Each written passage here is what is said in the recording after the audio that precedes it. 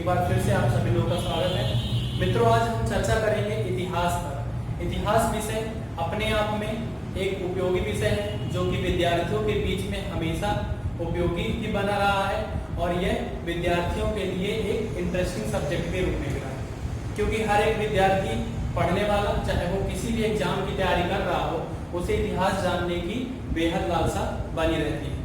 तो विद्यार्थियों के लिहाज से हम बात करें तो भारतीय इतिहास विद्यार्थी पढ़ते हैं और भारतीय इतिहास को हम 3 पार्टों में बांट करके पढ़ते या पढ़ाते हैं। तो जब हम इतिहास की बात करते हैं, इतिहास की हम जो बात करेंगे वो भारतीय इतिहास की हम बात कर रहे हैं, हम वर्ल्ड हिस्ट्री की बात अभी नहीं कर रहे हैं। तो जब हम इतिहास की बात करते हैं तो इसमें हम सबसे पहले जब शुरुआत होती है तो एंशिएंट हिस्ट्री, यानी हम इसे कहते हैं प्राचीन इतिहास या फिर हम कहें प्राचीन भारत का इतिहास। फिर उसके बाद जो नेक्स्ट फेज आता है वो आता है मिडवल हिस्ट्री या फिर आप कहें मध्यकालीन इतिहास, और फिर इसके बाद एक आता है मॉडर्न हिस्ट्री, आधुनिक इतिहास या फिर आधुनिक भारत के इतिहास। ये 3 भागों में इतिहास को पढ़ा जाता है। इन तीनों भागों में अपने अपने समय काल परिदृश्य के हिसाब से इसको विभाजित किया जाता है।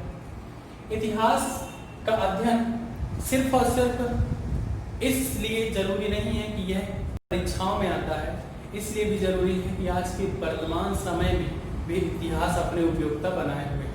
आज के वर्तमान समय में जिस प्रकार से आप विश्व में हलचल देखते रहते हैं, चाहे आप भारत चाइना बॉर्डर विवाद हो, चाहे आप प्लासी वॉर या फिर 23 जून जो 1857 को प्लासी का युद्ध हुआ था उसको लेकर के हो, तो इतिहास की घटनाएं हमें वर्तमान में भी कुछ न कुछ सिखाती हैं और ये भविष्य के लिए भी हमें सचेत करती हैं कि हमें भविष्य के लिए अपने आप को किस तरह से बेहतर बना के रखना हो, ताकि हमारा या हमारे आने वाली पीढ़ी का भविष्य बेहतर रहे। ये सारे मुद्दे आपको इतिहास में जानने समझने को मिलते हैं। इतिहास में हमें अनेक राजाओं महाराजाओं के माध्यम से, उनकी रणनीतियों के माध्यम से आज के परिवेश में प्रशासनिक समस्याओं का आकलन करने में भी हमें काफी सहूलियत महसूस होती है। तो जो हम इतिहास पढ़ेंगे वो हम शुरुआत करेंगे स्टार्टिंग से, और वो स्टार्टिंग से भारतीय इतिहास की शुरुआत प्राचीन भारत के इतिहास से होगी। और इसमें जो हम शुरुआत करेंगे वो भी हम शुरुआत करेंगे इसमें सिंधु वैली सिविलाइजेशन या फिर कहें हम हड़प्पा सभ्यता से, या फिर कहें हम सिंधु घाटी सभ्यता, ये तीनों नाम एक ही। हड़प्पा सभ्यता से ही भारतीय इतिहास की शुरुआत हम मानते हैं और यहीं से हम शुरुआत से पढ़ेंगे। हालांकि इसके पहले हम पाषाण काल के बारे में भी पढ़ सकते हैं, लेकिन पहले हम शुरुआत यहीं से करेंगे। तो हड़प्पा काल से शुरुआत करने के लिए इसके पहले कुछ बेसिक बातें इसमें भी हमें जाननी चाहिए और जाननी जरूरी है कि इतिहास को आगे पढ़ना है तो उसके पहले हमें क्या क्या जानना चाहिए। तो इसके लिए आपको मैं बता दूं कि इतिहास को 3 तरह से बांटा गया। ये है आपका, एक होता है प्रागैतिहासिक काल, 3 चरणों में से बांटा। एक होता है आद्य ऐतिहासिक काल और एक होता है हमारा ऐतिहासिक काल। इसका मतलब इन तीनों समय में अंतर भी होगा और वो अंतर है, और वो अंतर क्या है?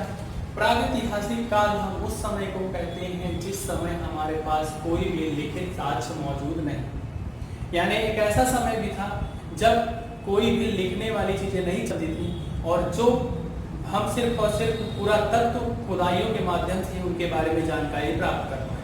अगर हम पाषाण काल की बात करें तो पाषाण काल में हमें ऐसी ही जानकारी मिल पाएगी, वो कहलाता है हमारा क्या? आज प्रागैतिहासिक काल, क्योंकि इस समय के बारे में कोई लिखित वर्णन हमारे पास मौजूद नहीं। हमारे पास जो उस समय के औजार मिले उन्हीं से हम अनुमान लगा सकते हैं कि कैसा जीवन शैली आदि मानव अपना बिता रहे थे, और उसी के आधार पर हम उनके बारे में चर्चा और परिचर्चा करके उनके बारे में बुकों में भी ऐसे ही लिखा हुआ।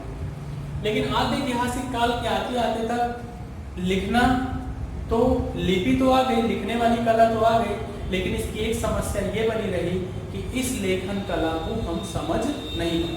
आज तक भी लेखक, ऐतिहासिक लेखक या फिर इतिहास के विद्वान जो है इस लेखन कला को पढ़ने में असमर्थ रहे और अभी तक इसको नहीं पढ़ा। इसके बारे में अगर हम चर्चा करें तो हड़प्पा का समय अगर हम लें तो हड़प्पा की लिपि को आज तक हम पढ़ने नहीं पाए। इसी कारण से हड़प्पा की आज भी बहुत सारी बातें अनसुलझी रह गई हैं और हड़प्पा के विषय में भी जो जानकारी दी जाती है वो हड़प्पा में की गई खुदाइयाँ या सिंधु घाटी सभ्यता में मिले हुए नगरों के माध्यम से हम बताते हैं और उन नगरों में जो भी वस्तुएं मिली हुई हैं उसको हम लोग बेस में रख करके उसके विषय में और आजकल कार्बन डेटिंग पद्धति के माध्यम से भी हम इतिहास के काल को या फिर इतिहास के समय को हम लगभग ठीक ठाक बता लेते हैं। तो रेडियो कार्बन डेटिंग भी हमें बताता है कि कौन से समय की कौन सी चीजें हैं। लेकिन ऐतिहासिक काल की बात करें तो इस समय का हमारे पास लिखित साक्ष्य भी उपलब्ध है और हम इनको पढ़ भी पाए हैं, समझ भी पाए हैं और इसके माध्यम से हमारे इतिहास लेखन की परंपरा एक सुचारू रूप से आगे चलती रही है और ये लेखन कला जो है हमारे विद्वानों के द्वारा समय समय पर हमारे पास उपलब्ध होती रही। तो इतिहास के विषय में हम 3 चरणों 3 कालों की बात करें तो सबसे पहले हम हड़प्पा काल की बात करेंगे। हड़प्पा काल की जब हम बात करते हैं तो चूंकि इसको हम हड़प्पा सभ्यता भी कहते हैं, इसको हम सिंधु घाटी सभ्यता भी कहते हैं, इसको हम सिंधु वैली सिविलाइजेशन सिंधु घाटी सभ्यता या फिर हम मोहनजोदड़ो की नगरीय सभ्यता भी कहते हैं। आखिर ऐसा क्या कारण था कि एक ही जगह को हम अलग अलग नामों से हम पुकार रहे हैं, सिंधु वैली सिविलाइजेशन, हड़प्पा सभ्यता, मोहनजोदड़ो की नगरीय सभ्यता। तो कारण इसका कुछ ना कुछ तो है और वो कारण है जो इन्हीं पर छिपा हुआ है। तो हम सबसे पहले आपको बता दें, हम हड़प्पा के बाद इस्तेमाल कर रहे हैं जो शब्द वो है सभ्यता और कभी भी हम सब कब या किस परिस्थिति में कहते हैं वो हम सभी को पता है। अगर कोई व्यक्ति सही तरीके से रहता है, उसकी रहने की स्थिति सही है, उसका रहन सहन सही है, साफ सुथरा रहता है तो हम उसे कहते हैं कि यह व्यक्ति बड़ा सभ्य है। और अगर वही व्यक्ति गंदे कपड़े पहनता है, आसपास का परिवेश उसका गंदा है और वो सही तरीके से अपना बात व्यवहार नहीं करता तो हम कह देते हैं कि यह व्यक्ति कैसा है, असभ्य है। यानी हमने हड़प्पा या सिंधु घाटी सभ्यता हमने सभ्यता कह दिया तो यहीं से इसकी बात निकल के सामने आ जाती है कि इसका मतलब यहाँ पे कैसी परिस्थितियाँ, यहाँ पे परिस्थितियाँ अच्छी। और नगरी भी कह रहे हैं तो नगर हम तभी कहते हैं जब वो विकसित होता है, जब वो स्थान विकसित होता है। तो इसका हड़प्पा नाम पड़ने के पीछे कारण यह था कि 1921 में दयाराम साहनी ने सबसे पहले हड़प्पा स्थल की खोज करवाई और हड़प्पा स्थल की खोज करने के बाद उन्हें ऐसा लगा कि इसके बाद स्थल सिर्फ यहीं पे आ गए। हड़प्पा की खुदाई, उसके बाद मोहनजोदड़ो की खुदाई, तो ऐसा लगा कि इतना ही सिंधु घाटी या फिर मैं कहूँ सिंधु घाटी सभ्यता में हम इतने ही, तो इसलिए उसका स्टार्टिंग नाम ही क्या पड़ गया, हड़प्पा सभ्यता। लेकिन धीरे धीरे यह सभ्यता भारत में कई स्थानों पर पाई गई, चाहे वो राजस्थान हो, चाहे वो हरियाणा हो, चाहे वो यूपी हो, तो ये कई स्थानों पर, चाहे पंजाब हो, चाहे वो आपका जम्मू कश्मीर हो, तो कई प्लेसेस पर यह सभ्यता के साथ मिले हैं। इसलिए फिर इसको हमने नाम हमारे वही चलते रहे। सिंधु घाटी सभ्यता इसलिए भी जानी जाती है क्योंकि सिंधु नदी के किनारे अधिकतम नगर सिंधु नदी के किनारे पाए गए और सिंधु नदी के किनारे पाए जाने के कारण इसको हम सिंधु घाटी सभ्यता भी कहते हैं। और ऐतिहासिक समय में अधिकतर सभ्यताएं या फिर हम कहें विश्व की अधिकतर सभ्यताएं नदियों के किनारे ही बसी हैं और नदियों के किनारे बसने की वजह से इसका नाम हम उसी नदी के नाम से जोड़ करके लेते हैं। एक तो ये हो गया। फिर इस सभ्यता का जो समय माना जाता है वो आज से लगभग 5000 साल पहले का माना जाता है। यानी कि 5000 साल पहले क्या एक ऐसी सभ्यता भी रही होगी जिसका जिक्र आज तक हम लोग कर पाएंगे और उसे हम सभ्य कह पा रहे हैं, जबकि इसके आगे आने वाली सभ्यता, इसके आगे आने वाले जितना भी समय हो गया, जो भी काल होगा, उसको हम सभ्य उसके आगे नहीं जोड़ पा रहे।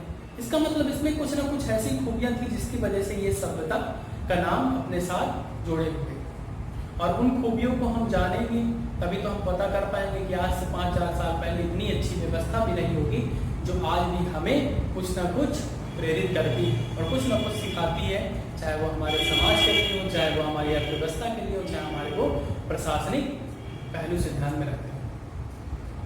तो इन चर्चाओं को हम कंटिन्यू रखेंगे। लेकिन आखिर हड़प्पा सभ्यता की जब लिपि पढ़ी नहीं गई तो हड़प्पा सभ्यता के बारे में जानकारी कैसे मिले?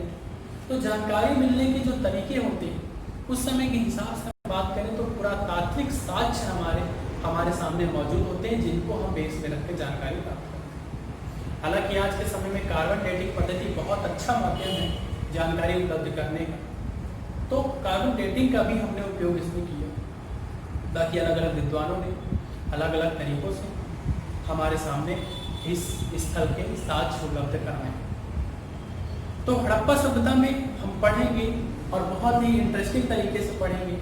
इसमें आपको किसी भी तरीके का बोर महसूस नहीं होगा कि लगे कि बोर लग रहा है, क्योंकि बहुत सारे विद्यार्थियों से चर्चा करने पर यह महसूस हुआ कि सर इतिहास से हमें बहुत बोरिंग लगता है, पढ़ने का मन नहीं करता।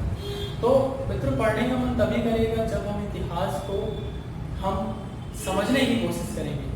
इतिहास में जब हम जीने की कोशिश करेंगे तब हमें इतिहास को पढ़ने का आनंद आएगा। तो इतिहास को हम आगे समझें, जाने।